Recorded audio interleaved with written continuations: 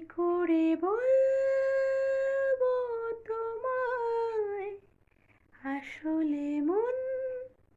কি যে চায়, কেন সে পায়